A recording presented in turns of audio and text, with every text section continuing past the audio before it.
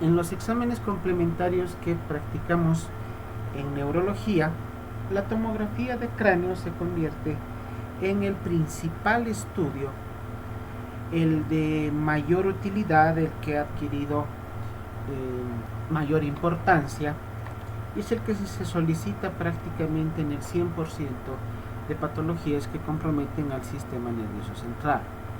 Debemos tomar en cuenta cuando requerimos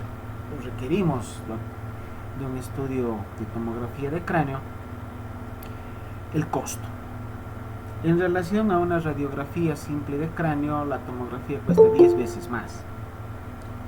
Una radiografía de cráneo estará costando alrededor de unos 100 a 120 bolivianos. En cambio, una tomografía de cráneo está alrededor de unos 1200 a 1500 bolivianos. Debemos tomar en cuenta que una radiografía de tórax de cráneo simplemente nos va a mostrar la parte ósea. En cambio, una tomografía, además de la parte ósea, tiene la particularidad de poder mostrarnos lo que son las estructuras blandas, tanto el cerebro, cerebelo, como los otros órganos que están en el sistema nervioso central. Debemos tomar en cuenta algunos puntos antes de poder solicitar una tomografía. Condiciones para que un paciente pueda ser llevado al gabinete de tomografía. Pacientes que ingresan a un servicio de emergencia, y luego de la evaluación inicial se los va a categorizar en pacientes críticos, los más graves, pacientes emergentes, que son los de riesgo intermedio, y los pacientes con patología más leve o los de bajo riesgo. Debemos evaluar a nuestro paciente y ver en cuál de estos grupos llega a caracterizarse. Porque los pacientes que están en un estado crítico o en un paciente que está muy inestable no se deben trasladar al tomógrafo hasta que se estabilice. Pacientes que están con excitación psicomotriz, porque todo paciente al cual se le pida una tomografía debe quedarse absolutamente quieto. Mueve la cabeza un par de milímetros hacia un lado, hacia el otro, hacia adelante o hacia atrás, y la tomografía, la imagen de la tomografía nos va a salir movida o borrosa. Entonces, todo paciente con excitación psicomotriz, combativos, están peleando, agrediendo al personal, como secundario una contusión cerebral, ¿no? Pacientes que están con excitación psicomotriz no deben ser llevados al tomógrafo. Pacientes en shock, pacientes con una insuficiencia respiratoria aguda severa, vía aérea no protegida, no permeable, el riesgo de que mientras se realice el estudio de la tomografía, el paciente pueda broncoaspirarse y morirse en el tomógrafo.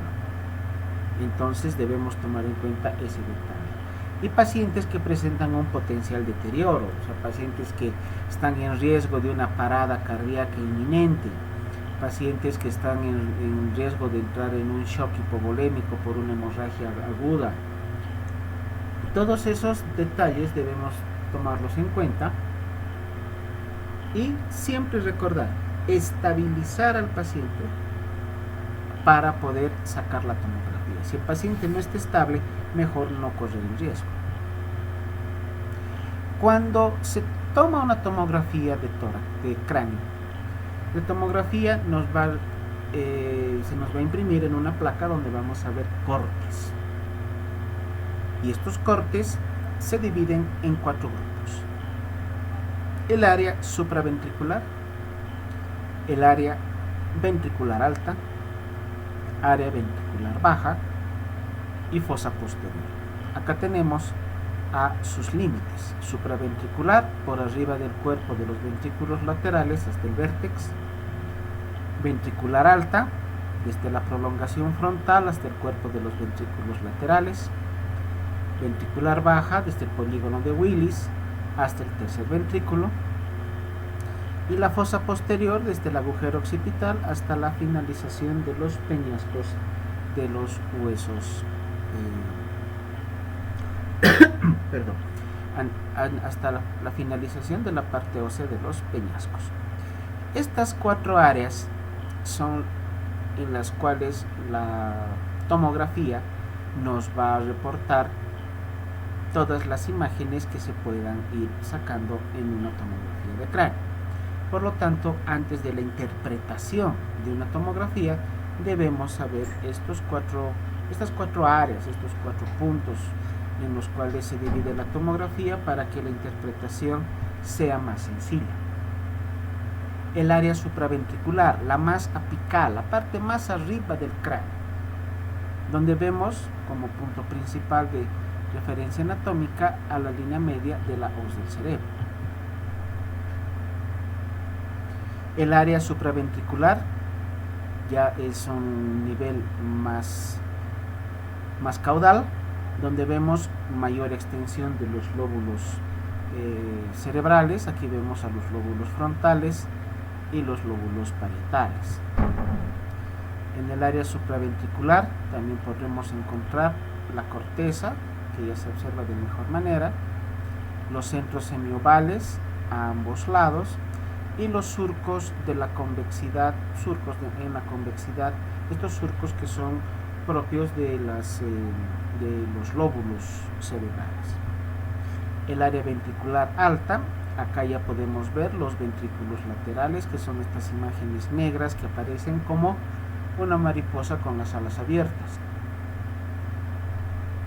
Por delante, el lóbulo frontal, acá tenemos a los lados los lóbulos parietales y en la parte posterior los lóbulos occipitales. Acá tenemos otra imagen donde vemos a los ventrículos laterales. En un corte un poco más inferior vemos a la glándula pineal y a la cisterna supravermiana, que es parte de la estructura vascular que tiene el cerebro en esta zona. El área ventricular baja ya es un corte mucho más abajo. Vamos a encontrar al tálamo en la parte central, al órgano lenticular en ambas partes laterales, la cabeza del núcleo caudado también en ambos lados y la cisterna supravermiana mucho más grande. Algo que hay que recordar siempre en una tomografía de cráneo: las imágenes, las estructuras que se observan deben ser simétricas a un lado y al otro. O sea, que lo que aparece en el lado derecho, lo que aparece en el lado derecho debe aparecer en el lado izquierdo. Entonces esta imagen de la cabeza del núcleo caudado, por ejemplo, la vemos acá en el lado izquierdo, la misma imagen debe reflejarse en el lado derecho. Es como una imagen en espejo. Lo que aparece en un lado debe aparecer en el otro. Esa es la primera premisa que debe estar presente cuando estemos evaluando una tomografía de cráneo. Si encontramos alguna estructura, alguna imagen que solo está en un lado, eso ya es patológico. Acá vemos el área ventricular baja, donde vamos a encontrar a la cisterna silviana, la cisterna supracelar en la parte central, la cisterna ambiens en la parte central posterior, y acá vemos a los ventrículos laterales ya en sus porciones más inferiores. Y la fosa posterior se caracteriza por el cuarto ventrículo en la parte central, la protuberancia que ya se lo observa aquí en la parte central, la cisterna supracelar en la parte anterior y el vermis calloso, que se encuentra mucho más hacia atrás. Y aquí también podemos evidenciar parte de lo que son los lóbulos del cerebelo. En la fosa posterior baja, entonces, acá vamos a evidenciar el cerebelo de mejor manera, cuarto ventrículo, protuberancia, y aquí están parte de los lóbulos temporales. Y como ven, ya la imagen cerebral en la parte anterior ha sido cambiada y se observan los globos oculares a ambos lados y la parte central con las fosas nasales y los senos frontales de la cara, los senos etmoidales acá en la parte central. Entonces, como les decía, debe haber una simetría. Podemos hacer esta línea imaginaria punteada pasando por el centro del cerebro, y la imagen de un lado debe ser el espejo del otro, de tal manera que todas las estructuras deben tener su imagen hacia el otro lado. Les repito, si encontramos alguna imagen en un solo lado, ya se convierte en una imagen patológica. ¿En qué situaciones vamos a solicitar una tomografía? Las causas más frecuentes: accidentes de tránsito, agresiones físicas que hubieran comprometido el cráneo, lesiones por arma de fuego, accidentes de tipo deportivo o algo frecuente, las caídas, golpes a nivel del cráneo. Las caídas a distintos niveles van a comprometer a las estructuras cerebrales dependiendo de la altura de la caída. A mayor altura, mayor lesión. Pero inclusive pequeñas caídas como tropezarse al bajar una grada y caer y golpearse contra una pared la cabeza puede llegar a presentar lesiones muy severas. No solamente es que un paciente se caiga desde el Puente de las Américas para que tenga una lesión grave. A veces golpes pequeños pueden llegar a ocasionar también lesiones importantes. Bien, las condiciones entonces para realizar la tomografía de cráneo, el ABCD. Este mnemotécnico nos indica como A, tener una vía aérea permeable; B, tener la ventilación y oxigenación adecuadas; C, que el paciente se encuentre hemodinámicamente estable; D, que no tenga excitación psicomotriz, que el paciente no esté irritable, que esté tranquilo, que pueda estar sin moverse el lapso de tiempo que dure la tomografía; y E, protección contra la hipotermia. El paciente debe estar abrigadito, con su mantita, algo que lo proteja del frío. Cuando se saca la tomografía de cráneo, debemos preguntarnos: ¿será necesaria solamente la tomografía de cráneo? ¿O podemos aprovechar que el paciente ya está en el tomógrafo para sacar una tomografía de la cara, del macizo facial, de los peñascos, del temporal, de la columna cervical, o una pantomografía? Significa sacar todas las estructuras relacionadas con el sistema nervioso central y periférico. Porque debemos tomar en cuenta que estos pacientes son pacientes delicados, pacientes, como veíamos, víctimas de accidentes de tránsito, de agresiones, caídas, y llevarlos a tomografía puede resultar complejo en una oportunidad. Ahora imagínense que después de haber pasado un montón de peripecias para llevar al paciente al tomógrafo, tener que llevarlo otra vez al día siguiente. Riesgo para el paciente porque puede descompensarse. Por lo tanto, si el paciente ya está en el tomógrafo, y con la idea de no volverlo a sacar de su cama para evitar justamente las descompensaciones, veamos si no es necesario alguna otra tomografía y podemos aprovechar ya que el paciente está en el gabinete correspondiente.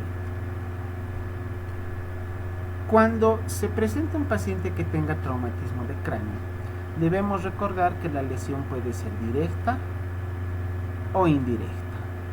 La lesión directa puede ser no penetrante o penetrante. Una lesión directa no penetrante estaría relacionada, por ejemplo, a un golpe en la cabeza por una agresión, qué sé yo, a una persona lo golpearon con el palo de una escoba. Es una lesión directa, pero no ha logrado penetrar al interior del cráneo, no ha producido fracturas del cráneo. Cuando ya se presenta una lesión penetrante, que puede ser una esquirla de la explosión de una granada, o un arma de fuego, un balazo en la cabeza, o un golpe tan severo, tan fuerte que ha logrado fracturar los huesos del cráneo, debemos determinar las características del elemento que produjo el trauma, la masa, la velocidad y la dirección en la cual ha sido se ha producido el traumatismo, para en base a eso determinar la posible magnitud de las lesiones a nivel del cráneo o a nivel de las estructuras intracraneales. La lesión indirecta es aquella que se produce por un proceso de aceleración y desaceleración bruscas. Esto es típico en personas que están en un vehículo, la parte delantera del vehículo, como acompañantes del conductor, y que frene bruscamente. Como la inercia del vehículo está yendo hacia adelante, ante el frenado brusco, la cabeza directamente puede ir hacia adelante y posteriormente el famoso movimiento del latigueo del cuello hacia atrás, lo que vemos en esta imagen. La flecha inferior nos muestra el movimiento hacia adelante y la flecha superior el movimiento hacia atrás. El cráneo no ha llegado a golpear nada, simplemente ha sufrido este proceso de aceleración y desaceleración brusca, lo cual puede llegar a producir lesión intracraneana, porque es como si una gelatina, que es el cerebro, hubiera golpeado hacia adelante contra el cráneo y luego hacia atrás contra el cráneo, lo cual produce contusión cerebral. Y este movimiento de latigueo también puede producir lesión a nivel de columna cervical y la correspondiente lesión de la médula cervical. Entonces las lesiones indirectas pueden llegar a ser de igual o inclusive mayor gravedad que las lesiones directas. Algo que también debemos aprender cuando evaluamos la tomografía de cráneo es que siempre nos reportan o nos imprimen dos placas. Usualmente nos imprimen dos placas. Una en la cual vamos a ver la ventana ósea, o sea, toda la parte ósea, solamente huesos. Es como si estuviéramos viendo una radiografía de cráneo, que se llama ventana ósea. Y otra que se llama la ventana parenquimatosa, donde ya vamos a poder observar las estructuras intracraneanas, las imágenes que hemos ido viendo hasta ahora: el cerebro, el cerebelo, el tálamo, la glándula pineal, las cisternas, los ventrículos laterales. Todas esas estructuras se verán en una ventana parenquimatosa. En cambio, los huesos de la base del cráneo y los huesos que conforman la bóveda craneana se podrán evaluar a través de una ventana ósea. Esta imagen de la izquierda es la ventana ósea. Fíjense que se ve con claridad todo el contorno de la bóveda craneana. No vemos nada por dentro, ¿no? Porque este tipo de proyección solamente está dirigido a poder evaluar la ventana ósea, la parte ósea del cráneo. En cambio, la imagen de la derecha ya es una ventana parenquimatosa, donde vemos también el hueso, toda la parte blanca, pero no con tanto detalle como la vemos en la ventana ósea. Aquí en la ventana ósea es fácil determinar una fractura. Acá en la ventana parenquimatosa vemos una mancha blanca, hiperdensa, brillante, sin mucho detalle. Esta ventana parenquimatosa está destinada a poder observar con mayor detenimiento los órganos, las estructuras del parénquima cerebral. Ahora, algo que también es necesario poder aprender desde un principio cuando evaluamos una tomografía es saber cuál es el lado derecho y el izquierdo. Para eso tenemos la R, que es right, derecha en inglés, y la L, que es left, izquierda en inglés. De esta manera sabemos cuál es el lado derecho y cuál es el lado izquierdo, para saber si estamos agarrando bien la placa o tal vez le estamos agarrando al revés. ¿Qué hallazgos podemos encontrar en la tomografía? Lesiones a nivel del cuero cabelludo, o lo que también se conoce como piel cabelluda. Los dermatólogos la denominan piel cabelluda.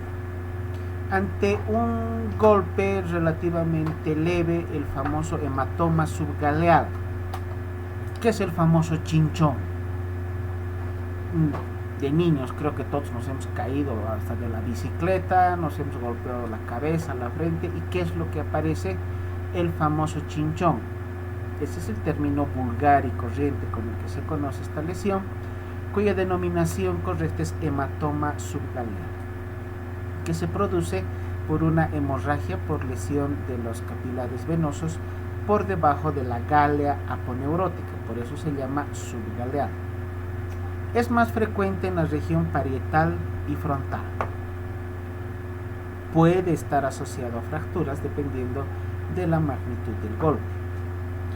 Cuando se encuentra un chinchón, un hematoma subgaleal, no debemos dejar pasarlo de lado sin ningún tipo de evaluación, en vista de que si está asociado a fractura, hay riesgo de infección, porque al romperse la barrera natural que se tiene para la protección de las meninges, se puede producir la comunicación de las meninges con el medio externo y ser la causa de la meningitis, o ser causa de hemorragia si la lesión de los vasos subgaleales ha sido muy importante, y el hematoma, el chinchón, ir creciendo en volumen hora tras hora, lo cual puede llegar inclusive a producir hematomas gigantes con repercusión hemodinámica, hipotensión y descompensación del paciente. Este es un hematoma subgaleal. Inicialmente debemos evaluar la tomografía, ¿no? Es una ventana parenquimatosa. Vemos las estructuras internas del cráneo y la parte ósea simplemente como una mancha blanca periférica. Acá vemos la L, que nos indica que este es el lado izquierdo. Claramente se ve aquí la piel, esta línea continua externa, que está separada del cráneo por esta colección blanquecina que es líquida. Este es sangre. Este es sangre que se ha acumulado en la parte lateral del cráneo. Ese es el hematoma subgaleal. Acá vemos otra lesión, también de hematoma subgaleal, donde vemos la piel, la línea externa, separada de la parte ósea, y entre ambas esta imagen hiperdensa, una mancha blanca que está referida a una colección líquida, en este caso sangre. Pero fíjense cómo el golpe que ha ocasionado esta lesión, el traumatismo que ha ocasionado este hematoma subgaleal, ha sido de tanta intensidad, tan fuerte, que ha producido fractura en esta zona, de la zona parietoccipital. Aquí se ve claramente la fractura. Fíjense cómo esta parte del hueso se ha hundido, o sea, aquí tenemos hundimiento de cráneo. Esto ya es una lesión mucho más grave. La imagen que vemos a la izquierda es más benigna, porque no hay lesión de la bóveda craneana. En cambio acá ya tenemos fractura de cráneo, como les decía, comunicación de las meninges con el exterior, posibilidad de meningitis, infecciones, encefalitis o hemorragias masivas. O sea, el paciente en este caso tiene mayor compromiso y peor pronóstico. Cuando encontramos fracturas del cráneo, las fracturas de la bóveda craneana representan el 80%, a diferencia de las fracturas de la base del cráneo, que representan solamente un 20%. Más bien que las fracturas de base de cráneo tienen el porcentaje menor, tomando en cuenta que son las de mayor gravedad. La fractura de base de cráneo ya indica un pronóstico muy reservado para el paciente por la posibilidad de fuga de líquido cefalorraquídeo. Ante esa fuga de líquido cefalorraquídeo, posibilidad de compromiso de las meninges, como les decía, meningitis. Las meningitis son lo que la pancreatitis es en las patologías abdominales, así de grave, la gravedad es muy alta. Y estas fracturas de base de cráneo pueden acompañarse de parálisis o lesiones de varios pares craneales, sobre todo del séptimo par craneal. Quinto y séptimo par craneal serían los más comprometidos por el trayecto que estos pares craneales tienen en el interior del cráneo. Cuando se fracturan los huesos de la base del cráneo, se puede lesionar estos pares craneales que están discurriendo por estos huesos y llegar a producir parálisis del trigémino o parálisis del facial.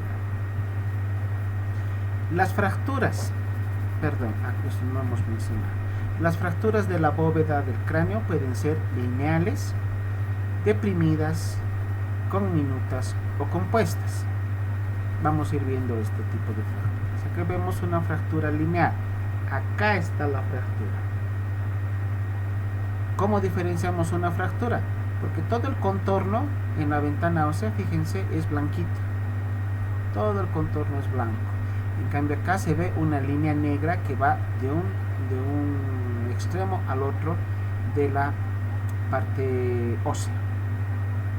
Acá está el golpe y acá está la fractura. Pero ¿qué también llama la atención? La piel, que está por fuera, y un hematoma subgaleal gigante, que está comprometiendo sobre todo el lado derecho de esta imagen y en menor proporción a nivel del lado izquierdo. Este paciente sufrió un traumatismo craneoencefálico entre moderado a severo, mayor compromiso acá en el lado izquierdo, del lado derecho, pero con la presencia de esta fractura lineal. Fractura deprimida, la imagen que veíamos también previamente. Acá vemos esta imagen de fractura, este es uno de los segmentos, y acá vemos el otro segmento, con hundimiento de cráneo. Hay depresión de la bóveda craneana que se ha hundido hacia el interior del encéfalo, lo cual obviamente está produciendo lesión de todos los órganos que están en esta zona. Acá vemos otro ejemplo de fractura deprimida con dos puntos de fractura, uno en el lado izquierdo, otro en el lado derecho, y el hundimiento de cráneo correspondiente. Las zonas donde están las dos flechas indican las zonas de las fracturas. En una vista lateral con una radiografía de cráneo, aquí está la fractura deprimida. Justamente las dos flechitas negras nos están mostrando la zona de la fractura, y fíjense cómo es una imagen de menor densidad radiológica. Se nota claramente la diferencia entre el resto del cráneo y esta zona donde está la fractura y el hundimiento del cráneo. A este mismo paciente se le sacó la tomografía y fíjense en la ventana ósea, acá vemos en la imagen B cómo está la fractura deprimida en este segmento inferior y en el segmento superior, y acá la depresión del cráneo o el hundimiento del cráneo. Y en la ventana parenquimatosa vemos la misma lesión, aquí está la fractura deprimida, y donde están las flechas blancas vemos ya que hay focos hemorrágicos intraparenquimatosos que están comprometiendo al lóbulo parietal del lado derecho. Esta es una fractura conminuta con hundimiento de cráneo y hemorragia intraparenquimatosa en lóbulo parietal derecho. En una resonancia magnética que nos muestra las imágenes en 3D donde está la flecha roja, fíjense cómo se evidencia claramente el hundimiento de cráneo. Este paciente debido a recibir un golpe directo con un palo, una piedra, no sé, un objeto contundente que ha ocasionado, acá en la imagen A vemos la zona de fractura, ¿no? Acá la parte inferior, acá arriba está la parte superior, acá vemos otra zona de fractura y otra zona de fracturas. Es una fractura multifragmentaria con depresión y hundimiento de cráneo. La fractura conminuta es aquella fractura que se presenta en varios segmentos. Acá vemos, esta es la parte superior de la fractura, y acá vemos la parte inferior de esa fractura, pero además vemos otro trazo fracturario acá y otro en posición más posterior.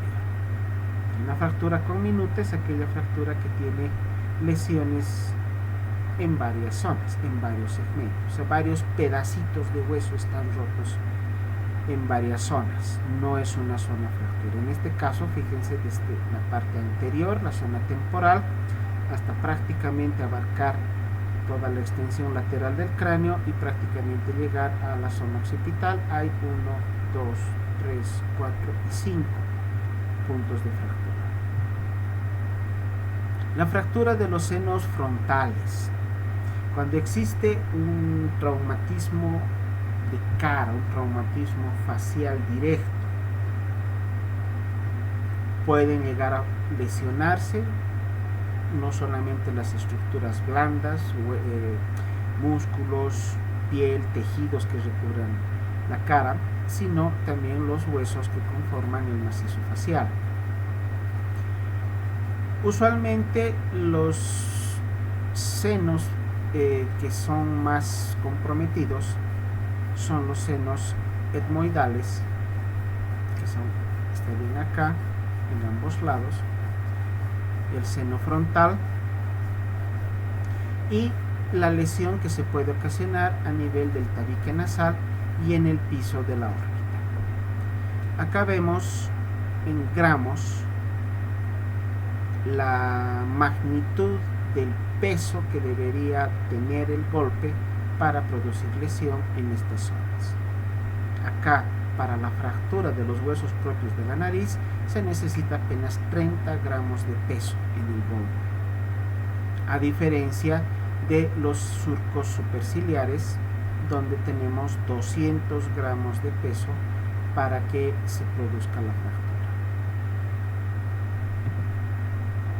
Fracturas compuestas son aquellas fracturas que tienen variedades distintas de fracturas, o sea, son varios tipos de fracturas en un mismo paciente.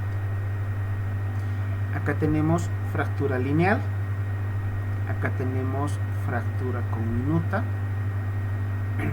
con 1, 2, 3 trazos fracturarios, 4 trazos fracturarios. O sea, una fractura compuesta se refiere a la combinación de varios tipos de fracturas. La fractura con hundimiento puede ser cerrada o simple, o abierta o compuesta, que es la mayor parte de los casos. Estos casos de hundimiento de cráneo se llaman cerrados cuando no llegan a comprometer la estructura de las meninges, y abiertas cuando llegan a comprometer la estructura de las meninges y producen ruptura de meninges. A esto también, o en base a este punto, es que se clasifican a los traumatismos craneoencefálicos como traumatismos craneoencefálicos abiertos o cerrados. Se llama abierto cuando se produjo lesión de las meninges y se llama cerrado cuando no se ha lesionado las meninges. Como es una fractura con hundimiento, hay un segmento óseo debajo del nivel del hueso adyacente. Aquí, como hemos visto en esa imagen de resonancia magnética, hay un punto central de la fractura, y ese puntito central, ese pedacito de hueso, puede introducirse al interior del parénquima cerebral y producir mayor lesión, ¿no? Cuando se producen las fracturas con hundimiento, las principales complicaciones son las infecciones, sobre todo en casos abiertos, por la ruptura de las meninges y la posibilidad de presentar meningitis, o en la mayor parte de los casos la presencia de convulsiones.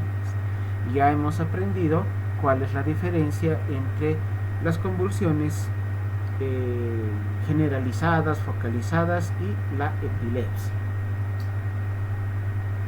Cuando tenemos a un paciente que ha sufrido un traumatismo craneoencefálico, debemos tomar en cuenta los siguientes puntos para poder evaluar y determinar si nuestro paciente puede estar cursando con fractura de base de cráneo. Varios de estos puntos, si no es la mayor parte, los hemos visto en clases previas con otros temas: la otorragia, la otorraquia, el hemotímpano, el signo de Battle, la famosa imagen ojos de mapache, que es tal vez uno de los más comunes, una hemorragia subconjuntival, rinorragia, o también conocido como epistaxis, rinorraquia, que es la salida del líquido cefalorraquídeo por fosas nasales, que se produciría por fractura de la lámina cribosa del etmoides, o sea, un traumatismo muy severo a nivel facial, parálisis del séptimo par o compromiso del octavo par, compromiso del facial o del nervio auditivo.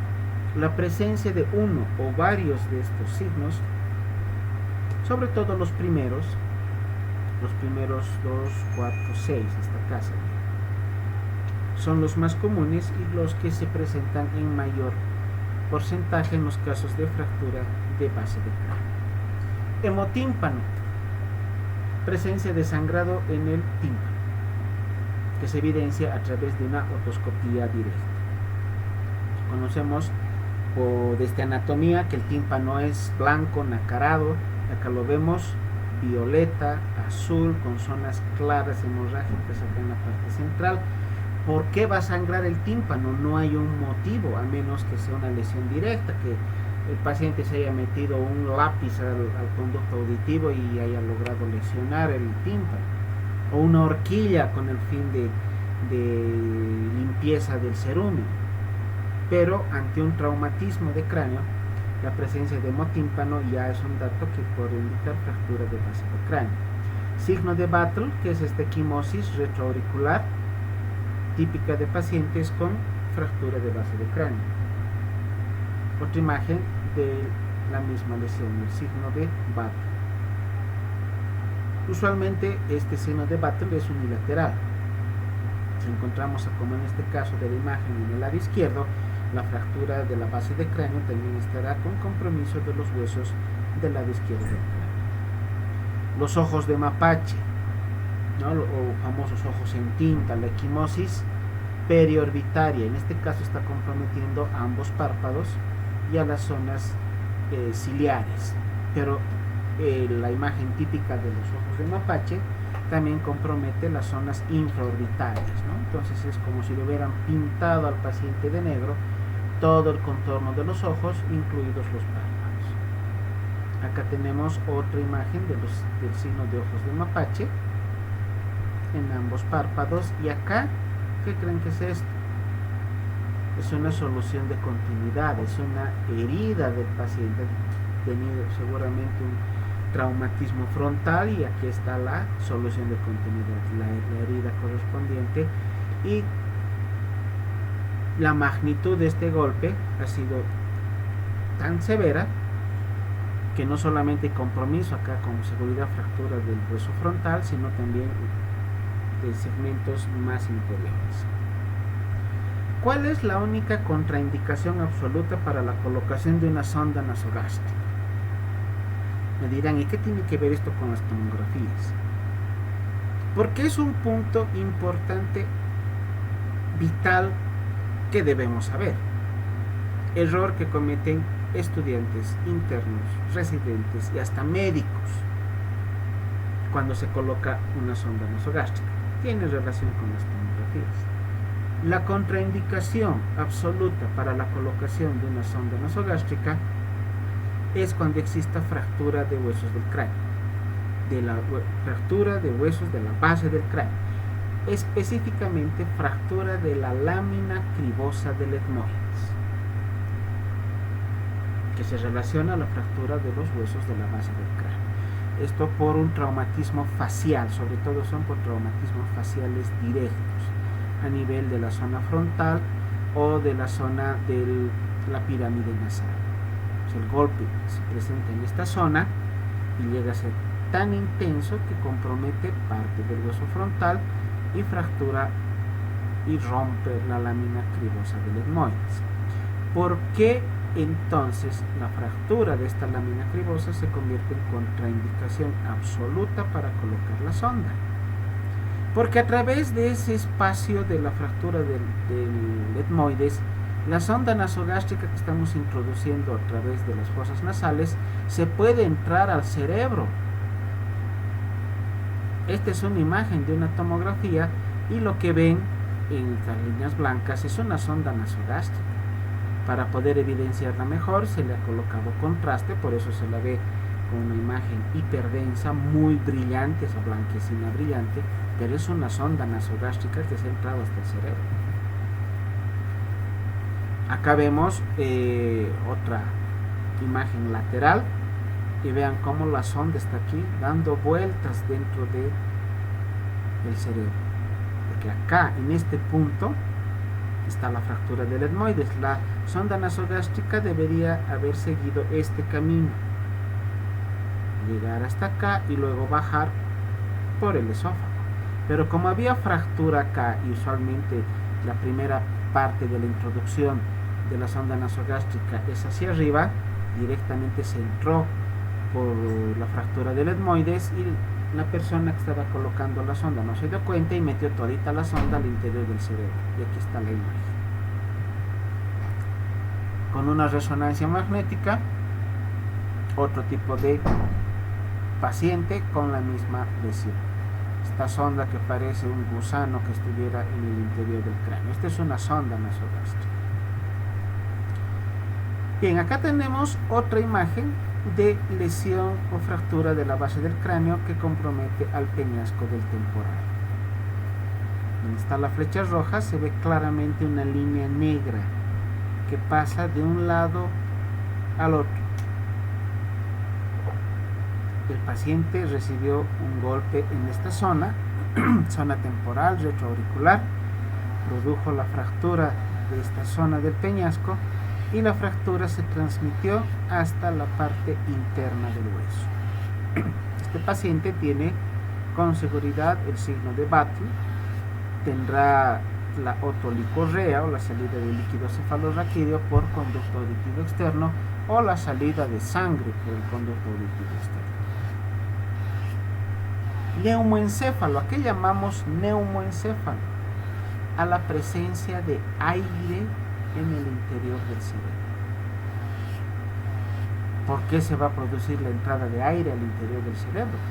Por fracturas craneanas, fracturas de la bóveda craneana.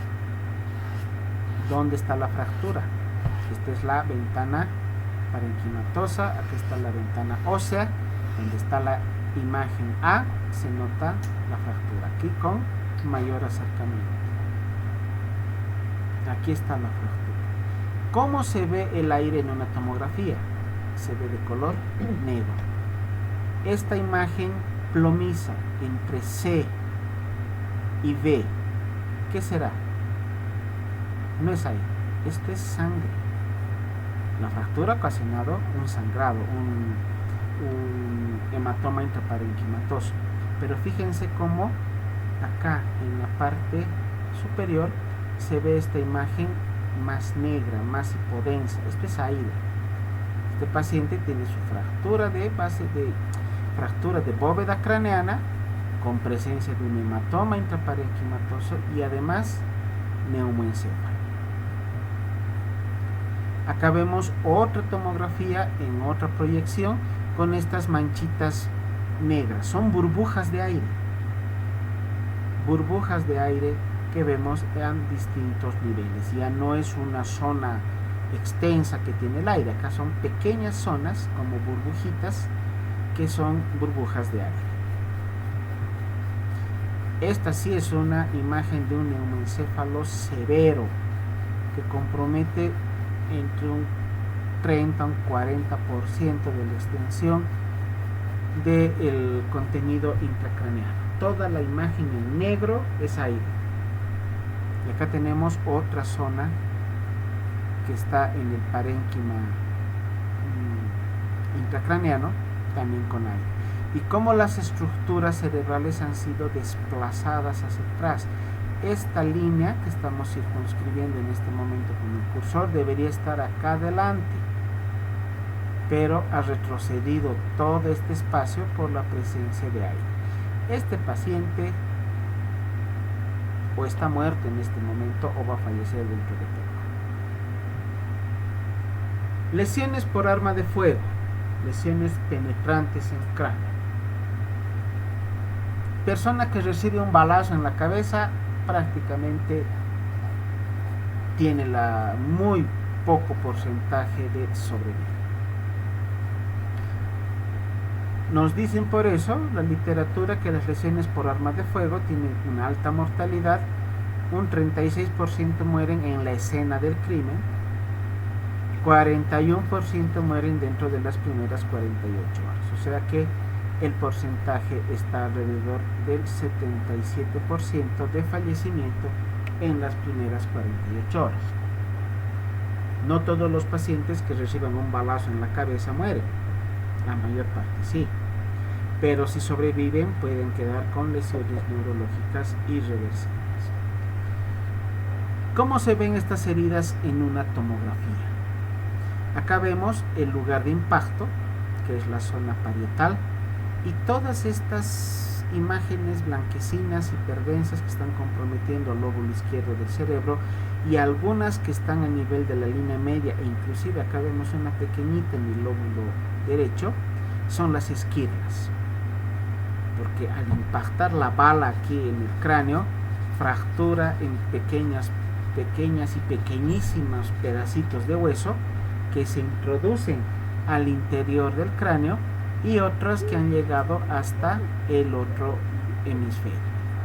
Estas heridas llegan a producir lesiones muy severas a nivel del cerebro. Y estas lesiones, obviamente, sobre todo por este compromiso que vemos en este paciente, ha ocasionado un daño del parénquima severo. Otro tipo de lesión por arma de fuego, donde el punto de ingreso es acá, es más anterior, frontoparietal, y las mismas imágenes de lesiones al interior del hemisferio. Aquí están los ventrículos laterales para que podamos ubicarnos. Aquí están la imagen en alas de mariposa. Pero cómo se altera toda la estructura normal del cerebro, ¿no? Entonces, obviamente, el porcentaje de sobrevida por eso es tan bajo en pacientes con este tipo de lesiones. Cuando tenemos lesiones encefálicas por trauma, se clasifican en primarias y secundarias. Llamaremos primarias cuando se producen en el momento del impacto inicial.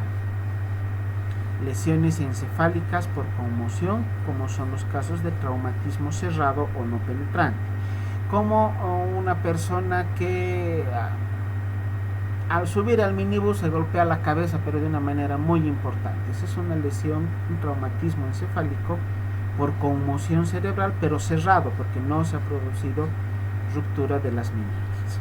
O puede haber una lesión penetrante ya con ruptura de meninges, secundario a heridas de arma de fuego o algún otro tipo de traumatismo severo. Estos los clasificaríamos dentro del grupo de lesiones primarias. Lesiones secundarias son complicaciones relacionadas con una respuesta del tejido encefálico a algún tipo de agresión. O sea, no son lesiones que se produzcan directamente por el trauma, sino son lesiones que se producen posteriormente, pero relacionadas a cómo el encéfalo ha reaccionado a esta agresión.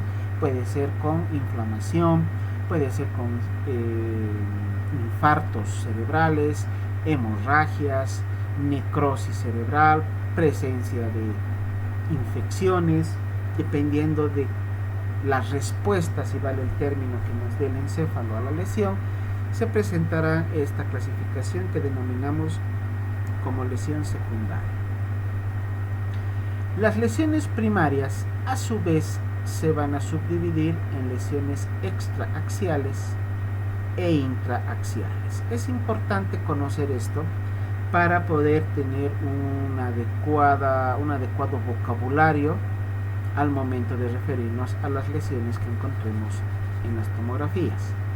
Hemos escuchado tal vez con seguridad en las visitas médicas en los hospitales presencia de hematoma extradural, subdural, subaracnoideo o intraventricular, que estarían dentro de la clasificación de las lesiones primarias extraaxiales, las más comunes. Contusión cerebral, hematoma o lesión axonal difusa estarían en la clasificación de las lesiones primarias intraaxiales.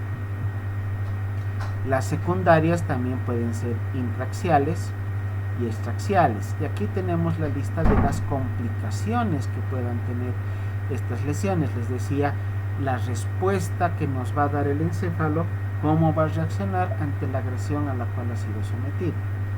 Las lesiones intraxiales se complican con infecciones, infartos cerebrales, edema cerebral, hipertensión endocraniana, hernias encefálicas, convulsiones o cuadros de hipoxia cerebral, todas con mayor o menor grado de complejidad y de gravedad. Las extraxiales se pueden complicar con quistes leptomeningios, muy raros, fugas de líquido cefalorraquídeo, ahí vemos la salida de líquido cefalorraquídeo por fosas nasales, por conducto auditivo externo o por heridas penetrantes, ¿no? Soluciones de continuidad o heridas a través de las cuales sale el líquido cefalorraquídeo.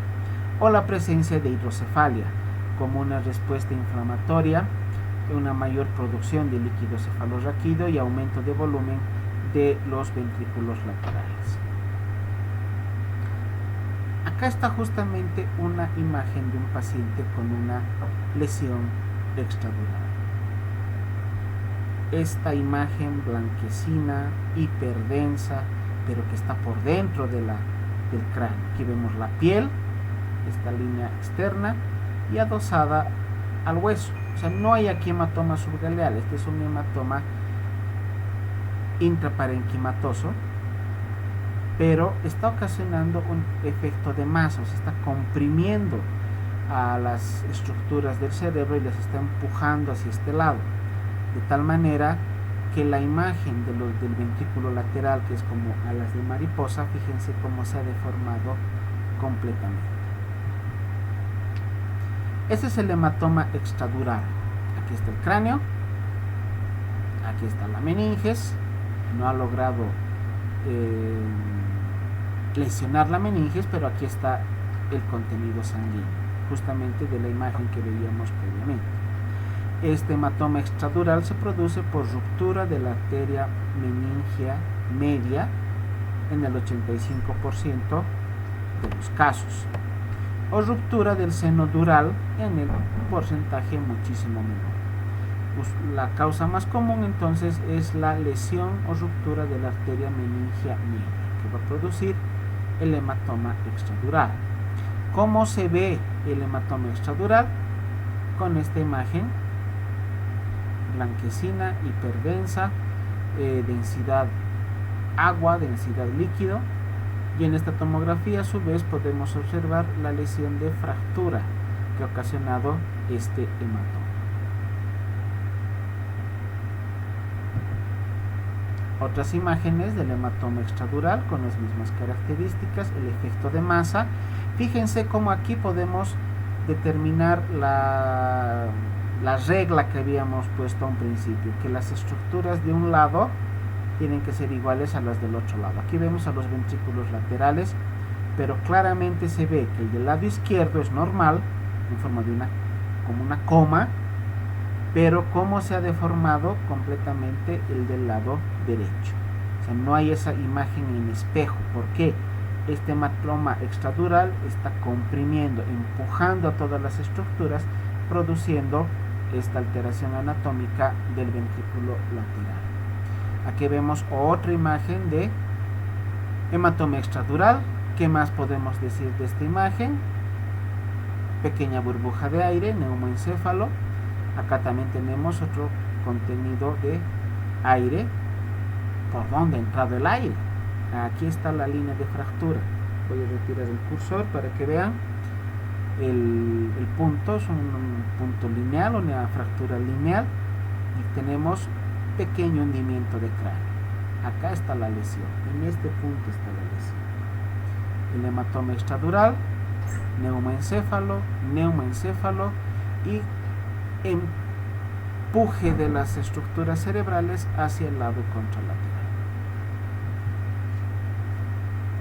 Hematoma extradural, fíjense cómo en la ventana parenquimatosa la parte ósea casi no se ve con detalle, pero en la ventana ósea sí se puede evidenciar la fractura, ¿no? Aquí claramente. Por eso las lesiones de los huesos se debe evaluar exclusivamente con la ventana ósea. La ventana parenquimatosa no nos va a dar el detalle correspondiente. Ventana parenquimatosa, acá aparentemente no hubiera nada, pero viendo la ventana ósea vemos claramente la línea de fractura. Esta es una fractura lineal de bóveda craneal. Otras imágenes del hematoma extradural, acá ya comprometiendo lóbulo temporal, parietal y temporal del lado izquierdo. Y en esta otra imagen, con compromiso del lóbulo parietal y frontal también del lado izquierdo, pero además un hematoma subgaleal, o sea, un chinchón. Acá tenemos dos tipos de hematomas, un subgaleal por fuera y un hematoma extradural por dentro. Y este es otro hematoma extradural que está comprometiendo al lóbulo occipital del cerebro. El hematoma subdural es otro tipo de hematoma. Se produce por ruptura de las venas emisarias. Fíjense este gráfico que vemos acá, las venas emisarias de un nivel superior a un nivel inferior que sufren lesión, ruptura, que son la causa de los hematomas subdurales hasta en un 80% de los casos. Lesiones arteriales en regiones temporoparietales en un porcentaje muchísimo menor, entre un 20 a un 30%. Acá vemos el esquema donde está la dura madre, la arachnoides, la ruptura de estas venas emisarias que ha producido el hematoma subdural. Este simplemente es un esquema. ¿Cómo se ve en la tomografía? Una imagen semilunar. ¿Dónde está esa imagen semilunar? ¿Será esta? ¿Será esta? No, porque en una tomografía, al igual que en una radiografía, la sangre se ve de color blanco o blanquecino. Este es aire. Estos son el ventrículo lateral en su porción anterior.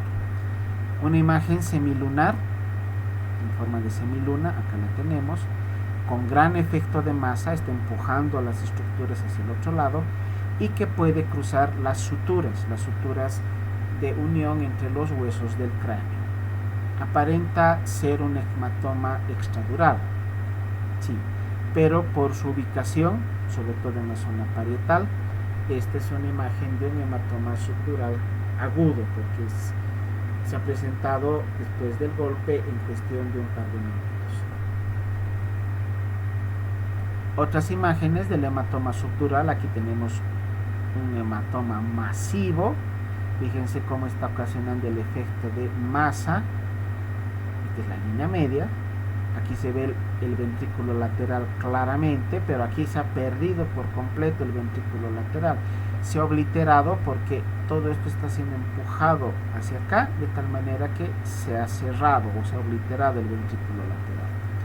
En esta otra imagen también tenemos un hematoma subdural masivo de gran extensión desde la zona temporal llegando casi hasta la parietal posterior, también con efecto de masa y la desaparición del ventrículo lateral.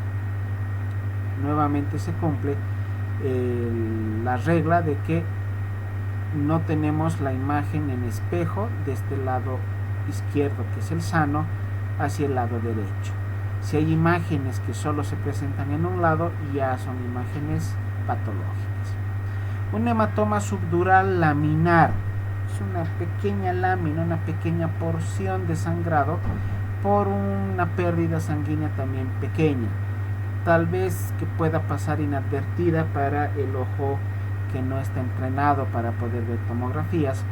Y fíjense, inclusive acá se ha tenido que recurrir a un aumento para poder identificar correctamente a esta lesión.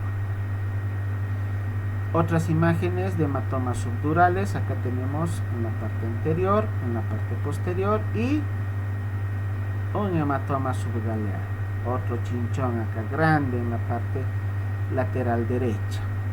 Acá tenemos un hematoma subdural también masivo que está comprometiendo desde el lóbulo frontal, pasando por el temporal y terminando en los lóbulos parietales. Gran efecto de masa está empujando y comprimiendo todo el hemisferio izquierdo hacia el lado derecho.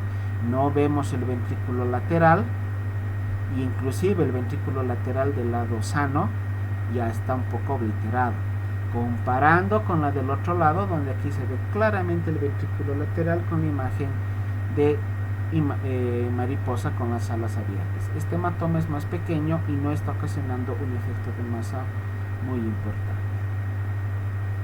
Hematoma subdural pero bilateral. Acá tenemos en el lado derecho, de adelante hacia atrás, y también en el lado izquierdo. Más raro de poder evidenciar los hematomas subdurales bilaterales. Usualmente estos hematomas solamente son en un lado, pero aquí vemos lado derecho, lado izquierdo. Las flechas nos identifican claramente las zonas de hemorragia. Y alguna lesión también mucho más rara de poder encontrar, el hematoma subdural interhemisférico, entre ambos hemisferios.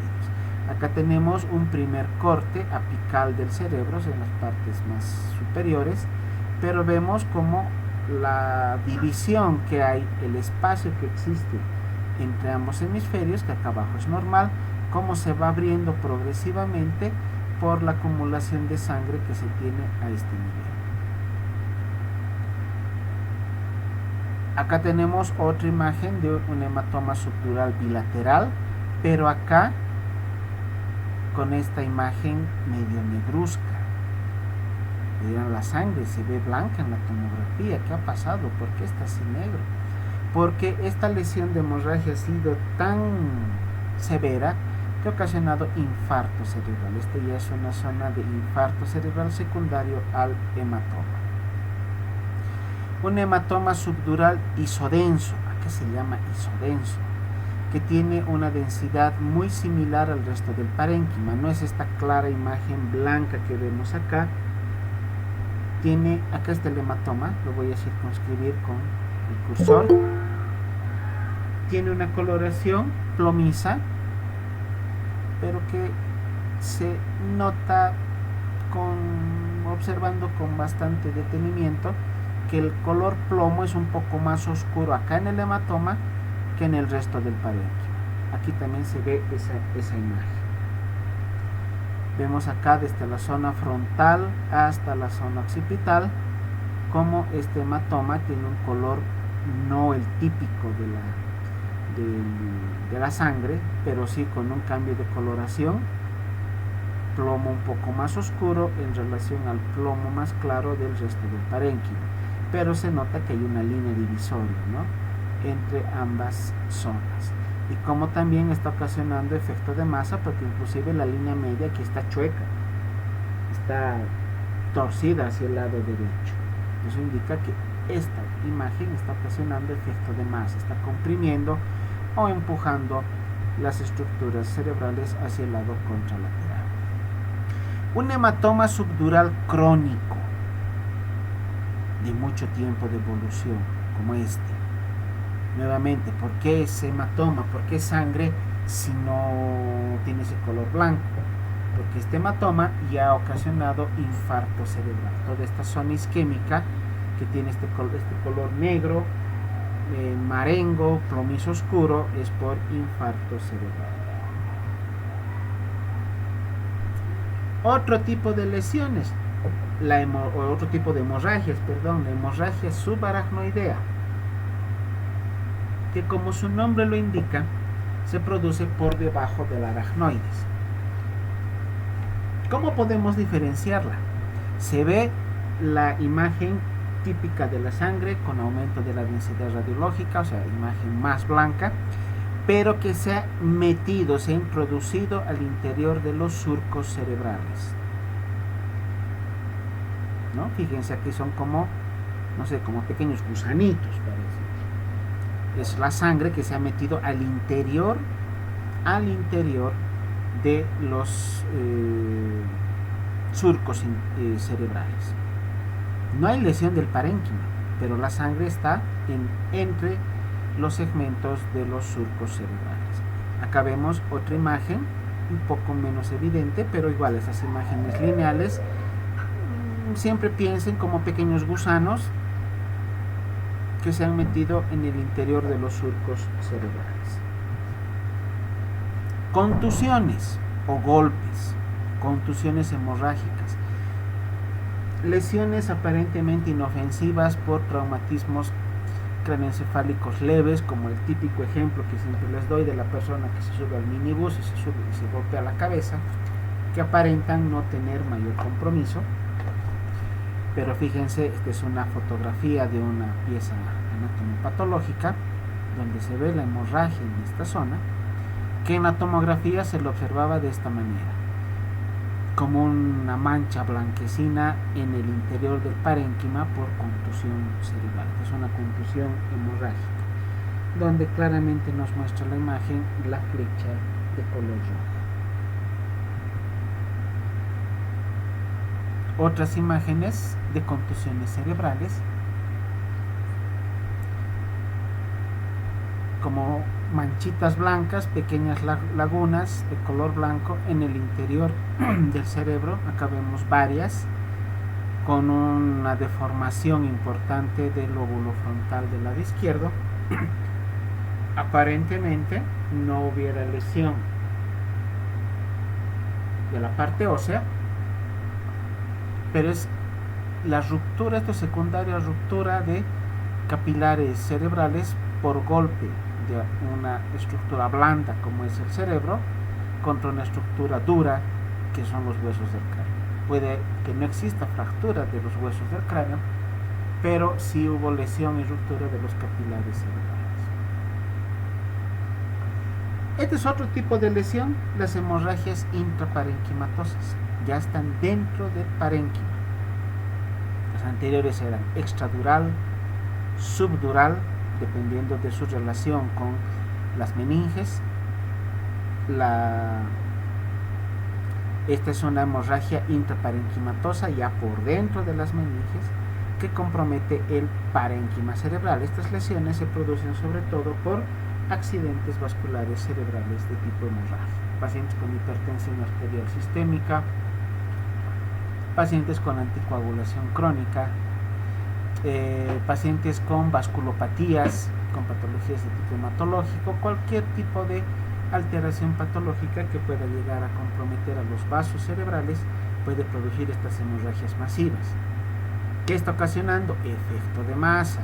Está empujando a las estructuras hacia este lado y fíjense cómo el ventrículo lateral derecho deforme en relación al ventrículo lateral izquierdo que está en su lugar, y como la cisterna magna también ha sido empujada y ha sido desplazada de su ubicación normal y está hacia el lado izquierdo. En las lesiones intraparenquimatosas, a pesar de que son lesiones muy severas, el manejo usualmente es conservador. ¿En qué caso se opera entonces un paciente con una hemorragia cerebral? Casos de hematomas subgaleales, los famosos chinchones, casos de hematomas extradurales o subdurales que todavía pueden ser drenados. Pero cuando ya el hematoma está dentro del parénquima no se puede operar, no se puede drenar. Por eso se llama manejo conservador. Simplemente se da antibiótico para evitar que exista una sobreinfección, se da medicación para disminuir el edema cerebral y esperamos que el organismo responda y con la ayuda de Dios que ese hematoma se reabsorba y que la lesión que quede no sea muy importante, que el deterioro neurológico no sea importante. Se debe realizar un seguimiento evolutivo a través de la clínica y con tomografías.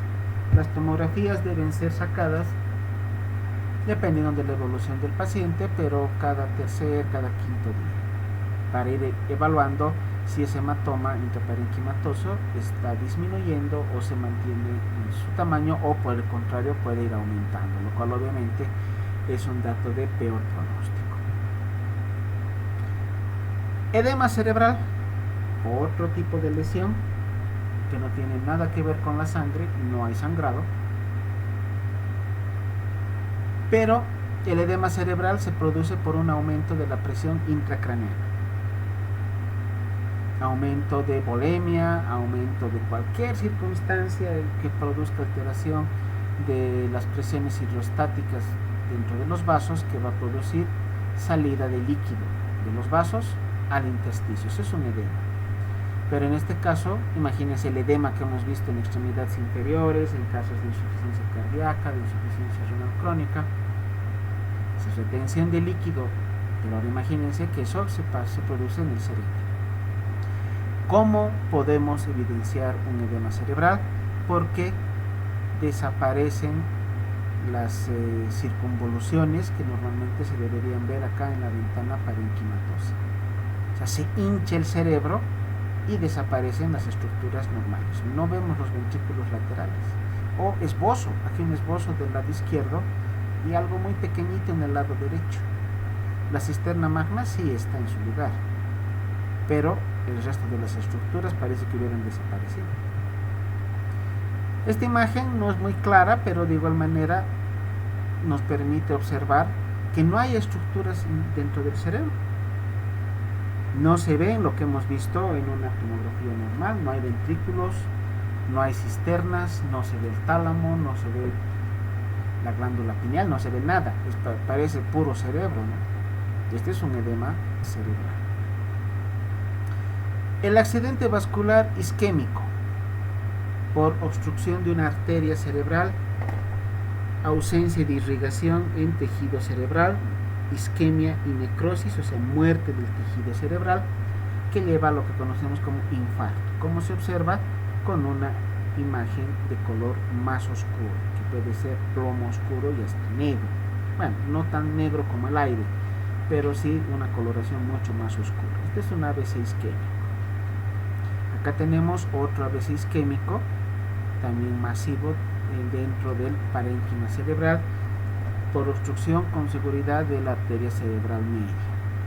Aquí vemos un ABC, pero muy extenso, que está comprometiendo, yo me animo a decir, un 70-80% del hemisferio cerebral del lado derecho. Efecto de masa no hay, porque no hay nada extraño, simplemente está muriendo el tejido. Pero esta zona de infarto se inflama, se edematiza y está produciendo el desplazamiento del ventrículo lateral hacia el otro lado. Una vez hemorrágico, este sí produce efecto de masa, ha desplazado el ventrículo lateral, la parte superior. Otro vez hemorrágico más pequeño, pero de igual manera con efecto de masa y deformación del ventrículo lateral correspondiente. ¿Qué serán estas imágenes? Una vez hemorrágico, la zona blanca, pero circunscrita de una zona más hipodensa. O sea, a la vez tenemos un ABC hemorrágico circunscrito por un ABC isquémico. La hemorragia ha sido tan severa, o sea, se ha roto la arteria cerebral, ha producido la hemorragia, pero como no hay irrigación sanguínea, el tejido que ha quedado sin oxígeno, sin nutrientes, sin glucosa, ha empezado a entrar en isquemia y necrosis y se produce el ABC isquémico al mismo tiempo. ABC hemorrágico y un ABC isquémico. Acá vemos imagen de un ABC isquémico en lóbulo frontal, un ABC hemorrágico también en lóbulo frontal, y acá un ABC isquémico masivo comprometiendo lóbulo parietal y parte del occipital. Otras lesiones que podemos diagnosticar con la tomografía, la famosa neurocisticercosis. Por si acaso el término de triquinosis está mal. La trichinella spiralis, que es el agente etiológico para la triquinosis, no hay en Bolivia. Lo que sí tenemos es el cisticerco. Vulgarmente esto se llama triquina, ¿no? Triquinosis, pero el término correcto es cisticercosis. Y se ven así estas imágenes blanquecinas, puntitos blancos diseminados. Usualmente ya cuando se saca la tomografía tienen esta densidad similar al hueso. ¿Por qué? Si es un parásito que está ahí, la lesión es parasitaria. Pero ¿por qué tiene la misma densidad que el hueso que estamos viendo acá? Porque estas ya son lesiones de neurocisticercosis calcificadas.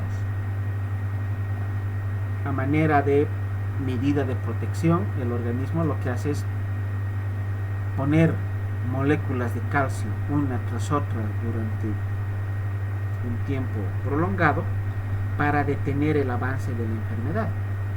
Y por eso se calcifican estas lesiones de tal manera que ya no se expandan más. Y por eso se las ve con esa característica de la imagen hiperdensa. Pero esta imagen de un paciente con neurocisticercosis, con seguridad que es un paciente epiléptico. La neurocisticercosis es una de las primeras causas en nuestro medio para la presencia de epilepsia de causa microbiana, o sea, de causa infecciosa. Acá vemos otra lesión de neurocisticercosis, pero aislada, también calcificada, ¿no?, por la presencia de la imagen hiperdensa. Esta es una imagen de tomografía, pero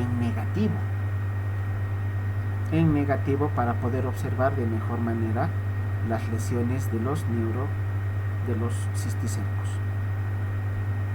Es masivo, parece, no sé, un queso, si vale la comparación, un queso con varios orificios, así parece este cerebro. Fíjense, esta es una neurocisticercosis masiva que puede llegar a ocasionar distintos tipos de lesiones cerebrales, desde alteraciones cognitivas hasta epilepsia o inclusive deficiencias motoras o sensitivas si llegan a comprometer las áreas de Brodmann correspondientes.